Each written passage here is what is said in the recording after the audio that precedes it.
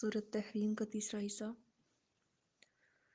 اعوذ باللہ من الشیطان الرجیم، بسم اللہ الرحمن الرحیم۔ یا ایھا الذین آمنوا،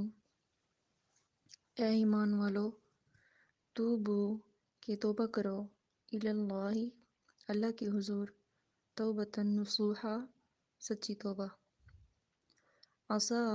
قریب ہے، ربکم کہ تمہارا رب، ان یکفر عنکم کہ کفارہ کر دے تم سے، سیئاتکم تمہارے گناہوں کا، ویدخلکم اور داخل کرے تم کو، جنات ایسی جنت میں، تجری کہ بہتی ہیں، من تحتها الانہار اس کے نیچے نہریں، یوم جس دن، لا یخزی اللہ النبی کہ نہیں رسوا فرمائے گا اللہ تعالیٰ نبی کو، والذین اور ان لوگوں کو، آمنوا جو ایمان لائے، معہ ان کے ساتھ، نورہم کہ نور ہوگا، یسعیٰ دوڑتا ہوا، بین ایدیہم ان کے آگے، و بایمانہم اور ان کے دائیں طرف، یقولون کہ وہ کہیں گے، ربنا اے ہمارے رب، اتمم لنا نورنا کہ مکمل فرما دے، پورا فرما دے، لنا ہمارے لیے، نورنا نور کو، واغفر لنا اور ہمیں بخش دے یا ہماری مغفرت فرما دے، انک علی کل شیء قدیر بے شک آپ ہر چیز پر قادر ہیں، یا ایھا النبی اے نبی، جاہد الکفار کہ آپ جہاد کیجئے کافروں سے، والمنافقین اور منافقوں سے، واغلظ علیہم اور ان پر سختی کیجئے، ومأواہم جہنم اور ان کا ٹھکانہ دوزخ ہے، وبئس المصیر اور وہ بری جگہ ہے، ضرب اللہ مثال بیان فرمائی، ضرب اللہ مثلا للذین مثال بیان فرمائی اللہ تعالیٰ نے، للذین ان لوگوں کے لیے، کفروا جو کافر ہیں، امرأۃ نوح نوح علیہ السلام کی بیوی کی،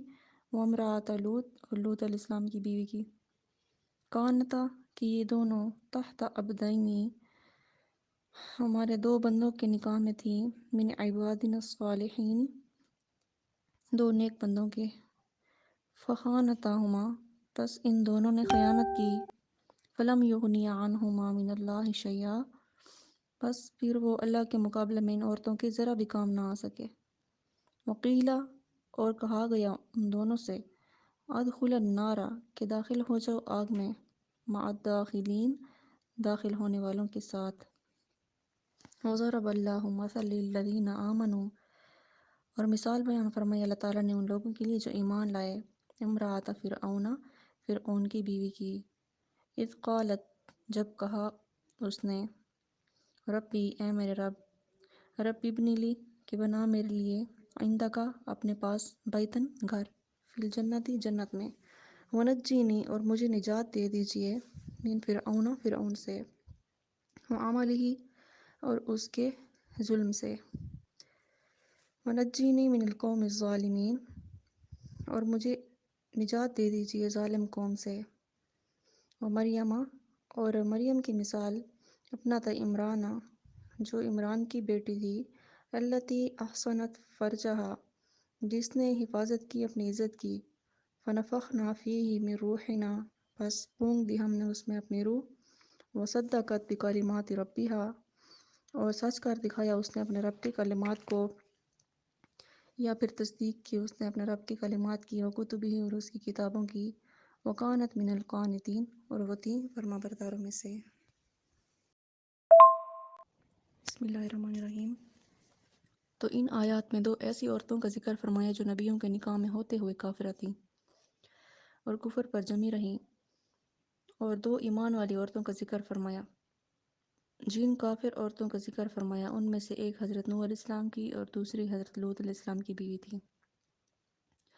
تو سابقہ شریعتوں کی بات ہے کہ ان کی شریعتوں میں کافر عورت سے نکاح جائز تھا،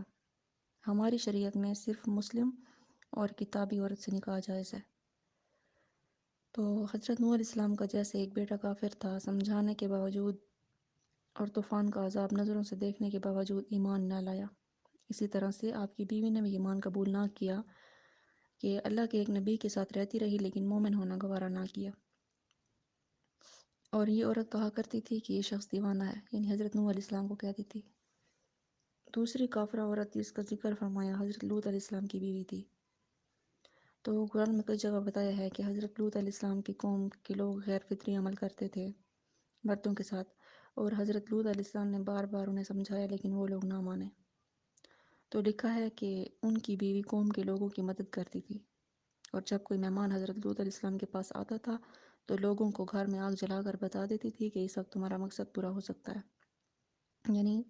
آگ جلانے کو اس نے مہمانوں کی آمد کا نشان بنا رکھا تھا کہ قوم کے جو لوگ تھے دھواں یا روشنی دیکھ کر سمجھ جاتے تھے کہ مہمان آئے ہوئے ہیں، اور پھر ان سے خواہش پوری کرنے کی کوشش کرتے تھے۔ تو ان دونوں میں سے ہر عورت اللہ کے نبی کی بیوی تھی، لیکن دونوں کفر پر قائم رہیں اور اسی پر ان کو موت آئی، لہٰذا اس کی سزا میں ان کو دوستیوں کے ساتھ دوزخ میں جانا پڑا، اور ان کے شوہروں کا نبی ہونا ان کے کچھ کام نہ آیا۔ تو جن دو مومن عورتوں کا ذکر فرمایا ان میں ایک فرعون کی بیوی تھی کہ وہ حضرت موسیٰ علیہ السلام پر ایمان لے آئی تھی، اور جو لوگ ایمان لے آئے تھے فرعون انہیں بڑی تکلیفیں پہنچاتا تھا، تو بیان کیا جاتا ہے کہ اہل ایمان کو زمین پر لٹا کر ہاتھوں میں کیلیں گاڑ دیتا تھا۔ اور حضرت ابو ہریرہ سے نقل کیا ہے کہ فرعون نے اپنی بیوی کے ہاتھوں اور پاؤں میں کیلیں گاڑ دی تھیں، جب کیلیں گاڑنے والے جدا ہو گئے تو فرشتوں نے اس پر سایہ کر دیا۔ اس وقت اس نے یہ دعا کی کہ رب ابنی لی عندک بیتا فی الجنہ، کہ اے میرے رب میرے لیے اپنے پاس جنت میں گھر بنا دیجئے، یعنی مقرب بندوں کے مقامات عالیہ میں جگہ نصیب فرمائیے۔ دعا کی تو ان کا جنت والا گھر اسی وقت منکشف ہو گیا۔ تو جنت میں بلند مرتبوں کی درخواست کرنے کے بعد دعا کی کہ نجینی من فرعون و عملہ، کہ اے میرے رب مجھے فرعون سے اور اس کے عمل سے نجات دے دے، اور مجھے ظالم قوم کے ظلم سے نجات دے دے۔ تو لکھا ہے کہ جب فرعون نے اپنے کارندوں کو حکم دیا کہ اس کے سینے پر بھاری پتھر رکھ دیا جائے، یعنی حضرت آسیہ کے جو فرعون کی بیوی تھی، تو جب پتھر لے کر آئے تو انہوں نے مذکورہ بالا دعا کی، انہوں نے اپنا گھر جنت میں دیکھ لیا جو موتیوں کا گھر تھا، اسی وقت ان کی روح پرواز کر گئی۔ تو جب لوگوں نے پتھر رکھا تو بغیر روح کے جسم تھا، انہیں اس پتھر سے کوئی تکلیف نہیں پہنچی۔ اور حضرت حسن نے نقل کیا ہے کہ اللہ نے فرعون کی بیوی کو جنت میں اوپر اٹھا لیا اور وہ وہاں کھاتی پیتی ہیں۔ تو آپ صلی اللہ علیہ وسلم نے جن عورتوں کی فضیلت بیان فرمائی ان میں حضرت خدیجہ، حضرت مریم، حضرت فاطمہ، حضرت عائشہ اور حضرت آسیہ کی فضیلت کا ذکر ملتا ہے۔ تو فرمایا آپ صلی اللہ علیہ وسلم نے کہ مردوں میں تو بہت سارے کامل ہوئے اور عورتوں میں سے کامل نہیں ہیں سوائے حضرت مریم، حضرت آسیہ اور حضرت عائشہ کی فضیلت جو ہے ان لوگوں پر ایسی ہے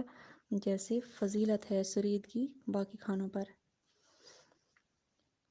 تو اہل ایمان کو حضرت مریم بنت عمران کا بھی حال بتایا کہ یہ حضرت عیسیٰ علیہ السلام کی والدہ تھیں، چونکہ حضرت عیسیٰ علیہ السلام بغیر باپ کے پیدا ہوئے تھے، اس لیے بنی اسرائیل نے حضرت مریم پر تہمت لگائی تھی، تو اللہ تعالیٰ نے ان کی برات اور پاک بازی بیان فرمائی کہ مریم ابنت عمران التی احسنت فرجہا۔ تو حضرت مریم کی پاک دامنی بیان کرنے کے بعد ان کی دو صفات بیان فرمائی کہ وصدقت بکلمات ربیہا وکتبہ، کہ اس نے اپنے رب کی کلمات اور اس کی کتابوں کی تصدیق کی، اور وکانت من القانتین، کہ وہ فرما برداروں میں سے تھی، یعنی اللہ تعالیٰ کی فرما برداری میں لگی رہتی تھی۔